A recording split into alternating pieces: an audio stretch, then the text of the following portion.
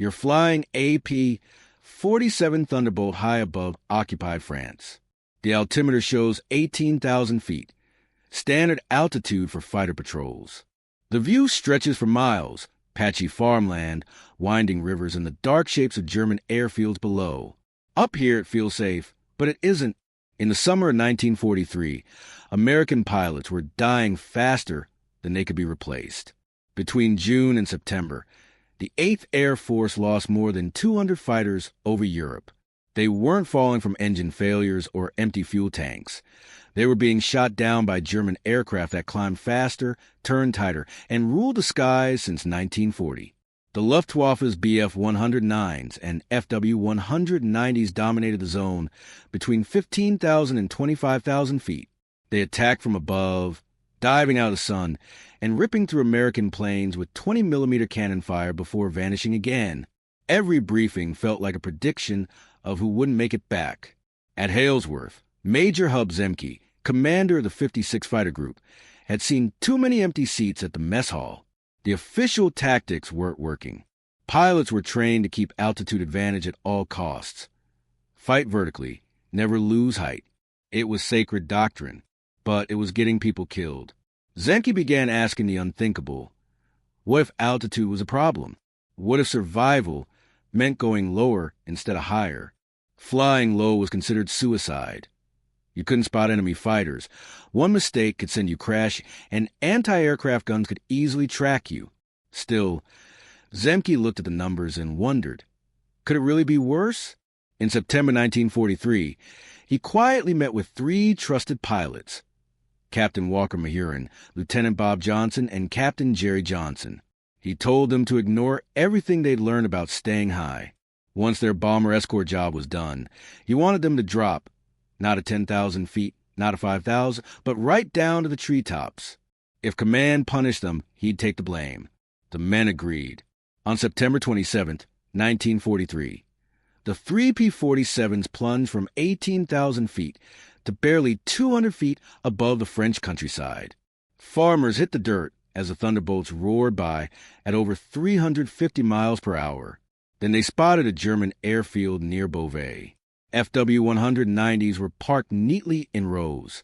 The enemy never saw them coming. The Americans strafed the field, destroying 4 planes before the Germans could fire back. All 3 returned safely. No losses for kills. That single mission changed everything. Flying low wasn't just reckless. It flipped the physics of air combat.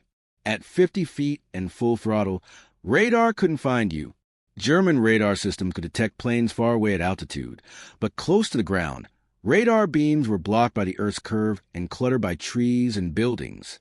Below 500 feet, you vanished. For German pilots, warning time collapsed. At high altitude, they had 3 minutes to scramble.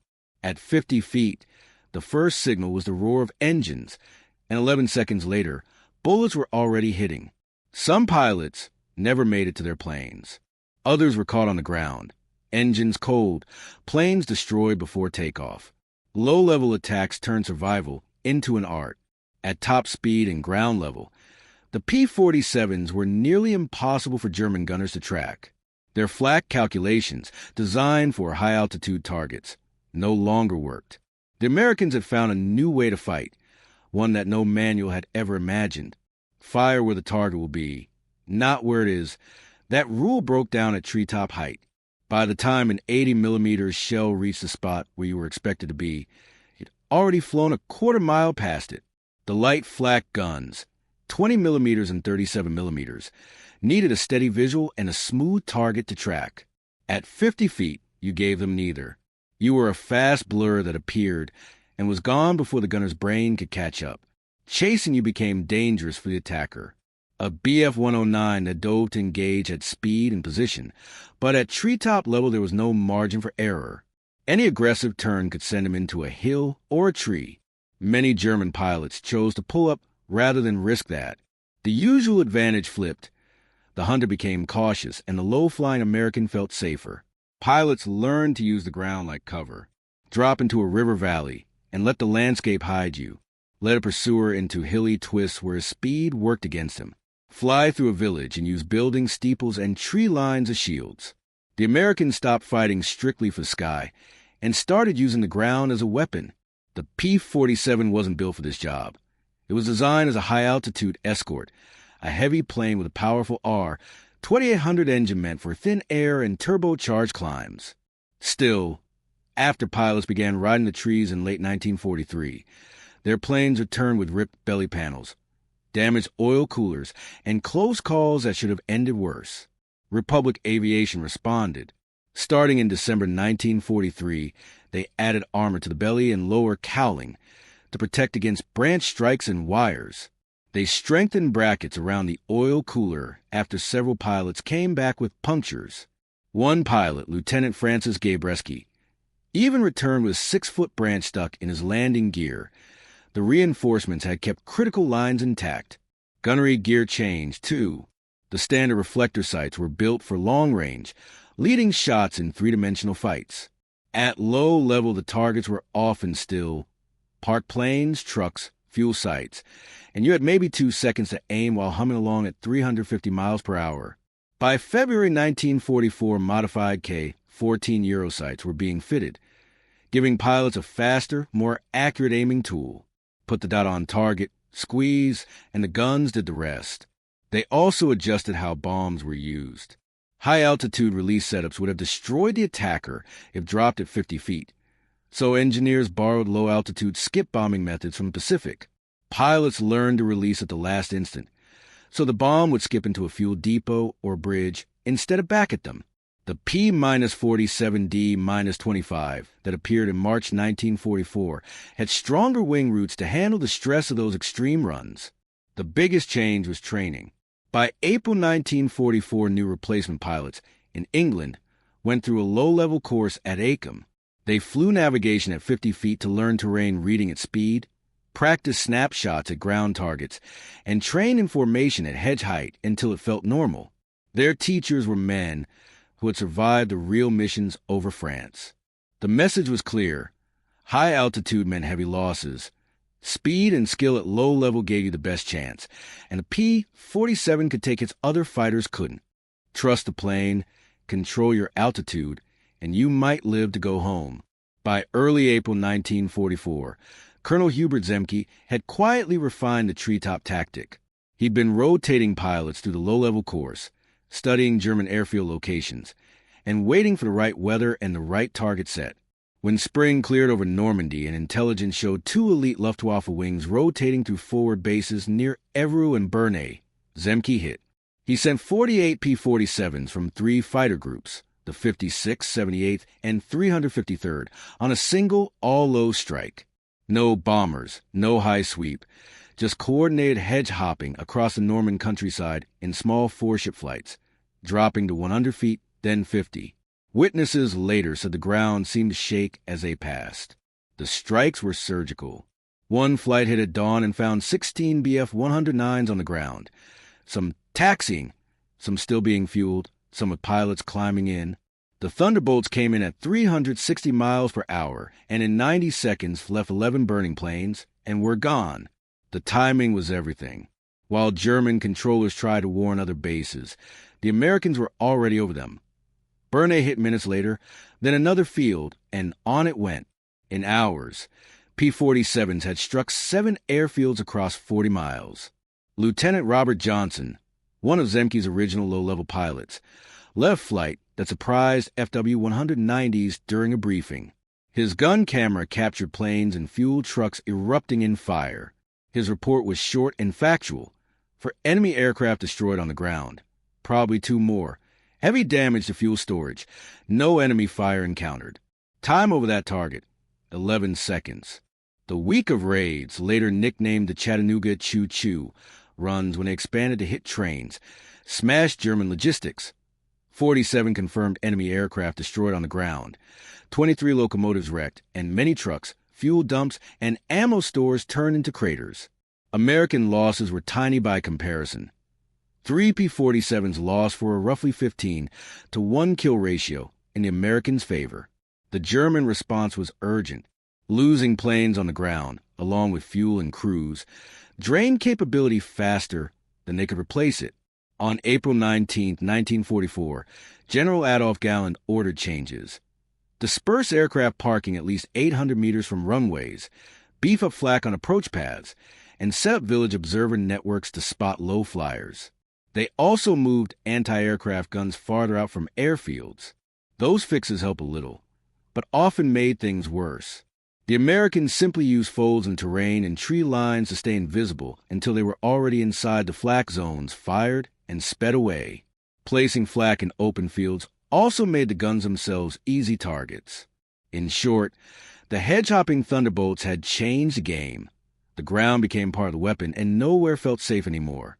P-47 pilots soon started hunting the anti-aircraft guns themselves. They strafed flak positions with .50 caliber fire, wiping out crews before they could even aim. One German battery commander near Drew reported losing 17 men in 3 weeks without landing a single hit on an American plane. The Luftwaffe's observer network worked a bit better, but it created new problems. The Germans had enlisted French civilians, some willing and some forced, to watch for low-flying planes and phone in warnings. That gave them maybe 30 seconds of extra notice, just enough time for pilots to run from their aircraft instead of saving them. Within days, the French resistance had infiltrated the system and began feeding false reports, sending German crews scrambling for fake attacks while real Thunderbolts struck elsewhere. By mid-May, the network was so unreliable that German officers stopped trusting their own warnings. Next came the dispersal tactic. Instead of lining planes up neatly by the runway, ground crews hid them under trees in side barns or in camouflage shelters scattered for miles. It protected the aircraft but crippled response time. A fighter hidden 2 kilometers away needed 20 minutes to get fueled, armed, and airborne. The Luftwaffe had to choose between safety and readiness. They chose safety, which meant many fighters survived, but didn't fly. In late May, General Galland tried one last countermeasure, Operation Werger. He equipped FW-190s with extra armor and heavy cannons to hunt the low-flying Thunderbolts. The idea was to catch the Americans while they were focused on ground targets. It failed almost immediately. The added armor made the German planes slower and clumsier, deadly flaws at 50 feet. Within a week, 6 of the modified fighters were gone, and the project was scrapped. There was no real answer to the hedge-hopping attacks. The tactic broke every rule of aerial warfare and exploited every weakness in the Luftwaffe's defenses at once. By June 1944, German commanders accepted the truth. Their aircraft were unsafe on the ground, during takeoff, or in the air. The Americans could strike anywhere, anytime. Flying that low came with its own dangers. Pilots had to master a whole new form of survival. Even birds became a threat. Lieutenant James Goodson learned this on May 3, 1944, when a crow smashed through his windshield at 300 miles per hour, showering him with blood, feathers, and shattered glass. Half blind, he still managed to climb and land safely, shards embedded in his face. After that, pilots began calling birds flying flak, watching their movement for signs of danger. Power lines were even worse. France's countryside was webbed within nearly invisible wires strong enough to slice through aluminum. In April and May 1944, 9 P-47s were lost to power line strikes. None counted as combat losses, just obstacle collisions. Lieutenant William O'Brien hit a line near Chartres that wrapped around his propeller and tore down 3 telephone poles before snapping. The impact almost tore the engine from plane. He made it 10 miles before the vibration forced him to bail out. Rescue teams found a wrecked P-47 with 40 feet of copper wire wrapped around its propeller. For those who flew at treetop level, the greatest fear wasn't dying, it was dying stupidly. Every pilot accepted the risk of combat, but death at altitude felt honorable. At 50 feet, if you died, it meant you'd made a mistake. You clipped a chimney, misjudged a hill, or lost focus for half a second. Your wingman's report would read, "flew into ground," and everyone would know what that meant. That pressure broke some men. In May 1944, 3 pilots from the 56th Fighter Group asked to transfer back to high-altitude bomber escort duty. 1, a decorated ace with 14 kills. told a flight surgeon he'd rather face the entire Luftwaffe at 20,000 feet than do another mission at tree height. The surgeon approved the transfer, no questions asked. Everyone understood. The physical toll was relentless. Flying full throttle for hours while scanning for wires, trees, and flak pushed pilots past exhaustion. Their bodies flooded with adrenaline the whole time. Their eyes burned from strain, their hands constantly making micro-adjustments to keep the plane level. When they landed, their flight suits were soaked with sweat, even on cold days. Some couldn't hold a coffee cup steady for an hour. Doctors recorded pilots whose hands shook so badly they couldn't write their reports and had to dictate them instead. Then there were those who went too far the other way. Pilots who stopped being afraid. They flew lower, took riskier passes, strafed targets in open daylight just because they could. Major Gerald Johnson once grounded one of his best men after he flew under a railway bridge instead of over it, not for breaking rules, but because he'd stopped fearing death, and that made him dangerous. At 50 feet, fear was the only thing keeping you alive. Lose it, and you didn't last long. June 6, 1944. Dawn broke over Normandy as 156,000 Allied troops hit the beaches in history's largest amphibious assault. The entire plan relied on one critical expectation. The Luftwaffe wouldn't show up. Not couldn't, wouldn't. Because the American fighters would make any attempt suicidal. Eisenhower's gamble on air supremacy was about to be tested by the same low-flying P-47s that had mastered hedge-hopping. Before the first landing craft reached shore, 289 Thunderbolts were already sweeping across northern France at treetop level. Their mission: destroy every German airfield within 150 miles of the coast. The strikes began just before dawn, catching the Luftwaffe at its most vulnerable, during morning preparations, at Creil airfield north of Paris. A group of Bf-109s was taxiing for takeoff when 8 P-47s from the 78 Fighter Group appeared out of the dim light. The German pilots never saw them coming. In seconds, 18 aircraft were destroyed. The same scenes repeated at Beauvais, Abbeville, and Amiens, fighters burning on the ground before they could even lift off. The attacks were perfectly timed. As one flight pulled away, another arrived from a different direction, keeping constant pressure. Radio intercepts later captured German controllers shouting over each other, trying to redirect squadrons that no longer existed.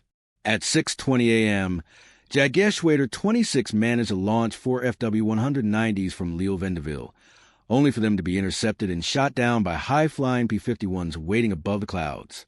None made it to the beaches.